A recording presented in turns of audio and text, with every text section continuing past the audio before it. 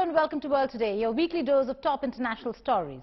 Now, history was scripted this week when Rishi Sunak became the first man of colour to hold the position of Prime Minister of England. For India, from being colonised by the British Empire to seeing a man of Indian descent and a practicing Hindu rise to the premiership of the predominantly white Christian UK, indeed has great symbolic value. But how will he fare for India? The party is over. Time to pick up the remnants of a battered economy and start rebuilding. Sunak has his task cut out for him. The big question is, will he be hailed a hero or become the fall guy? There's something very striking about a person of identifiably Indian origin becoming Britain's Prime Minister.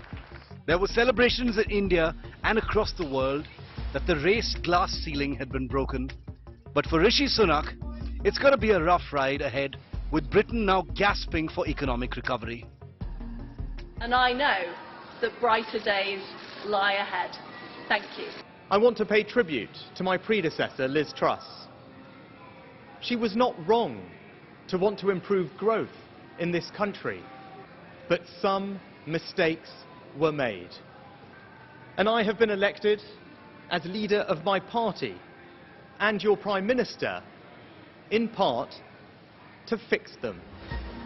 Rishi Sunak appointed his new cabinet hours after officially taking over as Prime Minister.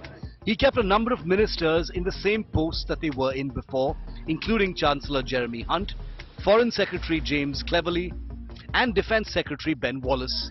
He also restored Dominic Raab to the post of Deputy Prime Minister, a role he lost in Liz Truss's 44 days in office. But the most interesting one was the reappointment of Suella Braverman as Interior Minister less than a week after she resigned from the role for breaching government rules and made news in India for her remarks on Indians overstaying their visas. Indian origin Conservative Party MP Suella Braverman had said that she feared a trade deal with India would increase migration to the UK when Indians already represented the largest group of visa overstayers. And let me tell you, Mr. Speaker, what the Home Secretary will be focused on.